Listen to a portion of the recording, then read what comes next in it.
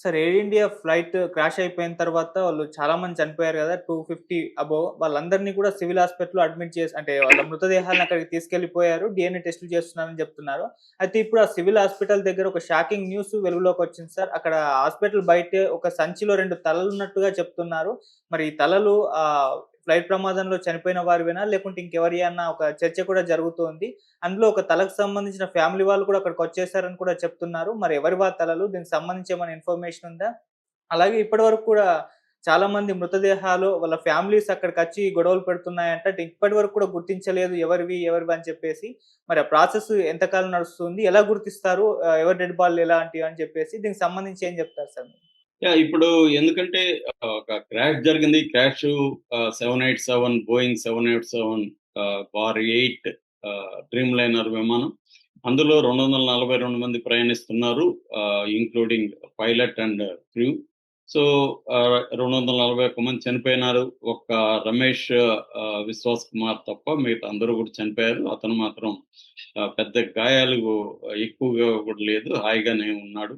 So, అయితే ఈ 241 మంది ప్లస్ 38 మంది మెడికల్ స్టూడెంట్లు ఇప్పటి వరకు మనకు అందుతున్న సమాచారం ప్రకారం డాక్టర్లు 38 మంది చనిపోయినారు. టోటల్‌గా 279 మంది ఇప్పటి వరకు చనిపోయినట్టు చెప్తున్నారు. సో, ఇదేందంటే విమానం కూలినప్పుడు మంటలు ఎందుకంటే ఫ్యూయల్ 1,50,000 లీటర్స్ ఏవియేషన్ ఫ్యూయల్ ఉంది దాంట్లో. సో, అందువల్ల అది ఒక్కసారిగా మండుకున్నప్పుడు ఏమైందంటే దాదాపు 1500 సెల్సియస్ డిగ్రీ ఉష్ణోగ్రత అక్కడ రిలీజ్ అయింది. అందువల్ల ఆ స్థాయి మామూలుగా మనం 40 డిగ్రీలకే ఇక్కడ ఎండల్లో మన వల్ల కాకుండా ఉంటాం బయటికి. 40 వస్తేనే బయట కోడిగుడ్లు, ఆమ్లెట్‌లు ఇవన్నీ కనపడుతుంటాయి.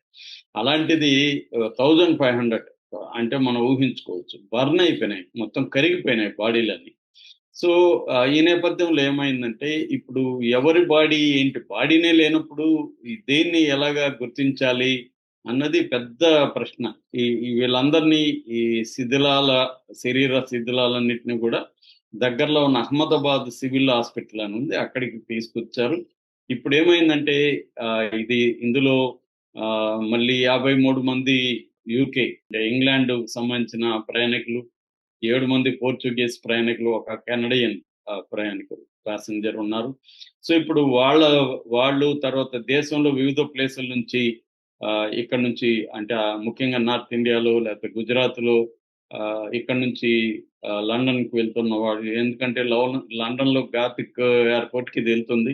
అక్కడికెళ్ళేవాళ్ళు వీళ్ళందరూ గూడా ఉండదు. అక్కడి నుంచి టూరిస్టులుగా వచ్చినోళ్ళు, లండన్‌లో సెటిల్ అయిన ఇండియన్స్ ఇలాగా రకరకాల వాళ్ళు ఉన్నారు. వీళ్ళందరూ ఇప్పుడు హాస్పిటల్ దగ్గరికి వచ్చారు.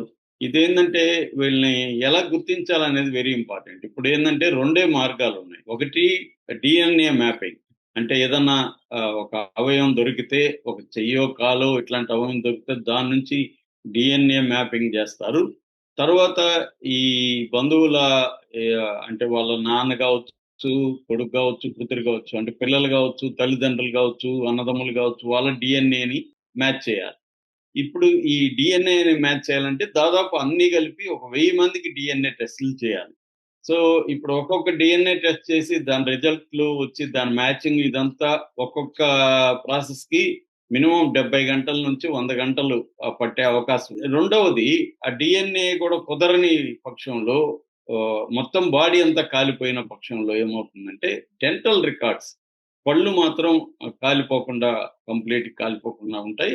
సో, డెంటల్ రికార్డ్స్ గాని ఆల్రెడీ గాని ఉంటే అంటే ఈ విమానంలో నుండి చనిపోయిన వాళ్ళు గతంలో డెంటల్ హాస్పిటల్‌కి పోయి గాని వాళ్ళు ఎక్స్‌రేలు అట్లాంటివి తీసుకొనుంటే వాటికి సంబంధించి అంటే చార్ట్స్ అండ్ రేడియోగ్రాఫ్స్ అంటారు. ఈ చార్ట్స్ అండ్ రేడియోగ్రాఫ్స్ గాని ఆల్రెడీ ఉంటే వాటిని ఇప్పుడు మళ్ళీ ఇక్కడ దొరికిన ఈ దంతాలకు సంబంధించిన చార్ట్ అండ్ రేడియోగ్రాఫ్ క్లీన్ చేసి దాన్ని ఇవ్వాలి. ఇదంతా కూడా విచిత్రమైన విషయం. మనకి గతంలో మంగళూరులో 2010లో ఎయిర్ ఇండియా ఎక్స్‌ప్రెస్ క్రాష్ అయినప్పుడు కూడా దాదాపు 22 బాడీస్‌ని ఐడెంటిఫై చేయలేకపోయారు. తర్వాత 12 బాడీస్ మారిపోయినాయి. ఎవరు బాడీ ఒకరి బాడీ ఇంకొకరికి ఇచ్చేసిన ఇది అక్కడ ఉంది. ఆ తర్వాత వాళ్ళు గుర్తించారు. ఏదో వాళ్ళ కొండ గుర్తులు ఉంటాయి. చేతి మీద మచ్చో, ఇంకోటో వాళ్ళు కనిపెట్టే అవకాశం ఉంటది వాళ్ళ తల్లిదండ్రులు. సో, అలాగా మారిపోయి అప్పుడు గూడా పెద్ద గోలయింది. సో, ఇప్పుడు గూడా ఇదే పరిస్థితనమాట ఇక్కడ. సో, డాక్టర్లకి, నర్సులకి వాళ్ళకే హారిబుల్ సిట్యుయేషన్. ఎందుకంటే ముక్కలు ముక్కలైపోయినాయి. బర్న్ అయిపోయింది. ఆ స్మెల్లు, ఆ దృశ్యాలు వాళ్ళు గూడా మనుషులే గదా!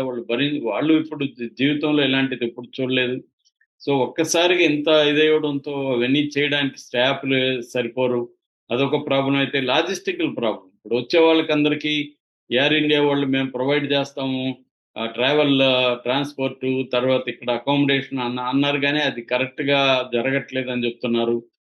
ఎందుకంటే మళ్ళీ ఎవడి లైఫ్‌లో వాడు పడిపోతారు. ఎవరి సమస్యలో ఆల్రెడీ ఎయిర్ ఇండియా విమానాలు మొన్న థాయిలాండ్ నుంచి బయలుదేరిన ఫుకెట్ నుంచి బయలుదేరిన విమానం బాంబు ఉందని జెప్పి అది దిగడం. నిన్న మళ్ళీ లండన్‌కి పోయే ఇంకొక ఎయిర్ ఇండియా విమానం దుబాయ్‌కనుకుంటా. దాంట్లో పవర్ లేక 5 గంటల పాటు ఎయిర్ కండిషన్ లేక దాని మీద పెద్ద గొడవలు జరిగాయి. ఇలాగ ఎయిర్ ఇండియాకి సమస్యల చుట్టుముట్టాయి మొత్తంగా. ఇంకోటి ఇన్సూరెన్సు దాదాపు 2,700,00,00,000 వరకు ఇన్సూరెన్స్ క్లెయిమ్స్ ఆల్రెడీ జరుగుతున్నాయి. ఇవన్నీ గూడా గందరగోళంగా ఉంది. ఈ సిట్యుయేషన్‌లో ఏందంటే అక్కడ ప్రయాణికులొచ్చి మా వాళ్ళ శరీరాలెన్నయివ్వండి, బాడీస్ ఇవ్వండి. చనిపోయి మేము బాధపడుతుంటే బాడీస్ కూడా మీరు ఇవ్వట్లేదు. ఎన్ని రోజులుగా మేము వెయిట్ చేయాలి అని వాళ్ళు ఆహ్, ఏడుస్తూ, తిడుతూ ఉన్నారు. ఇప్పటివరకేందంటే ఓన్లీ 35 మంది మాత్రమే గుర్తించారు. సో, ఈ 35 మందిది మాత్రమే హ్యాండ్ ఓవర్ చేశారు. ఈ హ్యాండ్ ఓవర్ చేసిన పద్ధతి కూడా ఏందంటే వాళ్ళు శవపేటికలో పెట్టి ఇవ్వమని అడుగుతున్నారు. నిజానికి శవపేటికలో పెట్టిచ్చేంత శవాలేమి లేవాడ. అంతా కట్ అయిపోయినాయి. అందుకని సెపరేట్‌గా వైట్ కిట్స్ లాంటివి తయారు జేసి, ఆ కిట్‌లలో బెట్టి, వాటిని సీల్ జేసిస్తున్నారు. సీల్ జేసిస్తే ఇది మా వాళ్ళదా కాదా నాకెలా చెక్ చేయాలి? నువ్వు ఇస్తన్నావు సీల్ జేసి మంచిదే. కానీ అది నేను చెక్ చేసుకోవడానికి నువ్వు సీల్ జేసేస్తే నేనెలా చెక్ చేసుకోవాలి?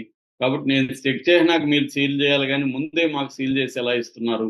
అని వాళ్ళు అడుగుతున్నారు. సో, ఇప్పుడేమైందంటే ఒక విచిత్రమైన సంఘటన చోటు చేసుకుంది. అలా ఇచ్చిన ఒక కిట్‌లో మీ ఓన్లీ తల మాత్రమే ఉంది మీ వాళ్ళది అని ఒక అతనిది మీ తల మాత్రమే మాకు దొరికింది. తలని మేము ఐడెంటిఫై చేసాం. ఇది మీదే అని ఆ బంధువుల ఐ డీఎన్ఏ చెక్ చేసి, ఆ డీఎన్ఏకి సంబంధించిన మ్యాచింగ్ తల తీసుకొని వాళ్ళకిచ్చారు. రెండోది వాళ్ళ దగ్గర ఐడీ కార్డ్‌లు, రికార్డ్‌లు ఇతనికి సంబంధించినవి గూడా ఐడీలు ఇవన్నీ తీసుకొని కంపేర్ చేసుకొని ఇచ్చారు. ఎందుకంటే మంగళూరులో లాగా ఒకరిది ఇంకొకరికి మారిపోకుండా ఉండడం కోసం ఈ జాగ్రత్తలు తీసుకొని ఇచ్చారు. అయితే వాళ్ళు ఇన్సిస్ట్ చేశారు. లేదు మేము చెక్ చేయకుండా మేము తీసుకెళ్ళము. ఇది మాదేనా కాదో మాకెలా తెలుస్తది? మేము మళ్ళీ అంత దూరం నుంచి రాలేము.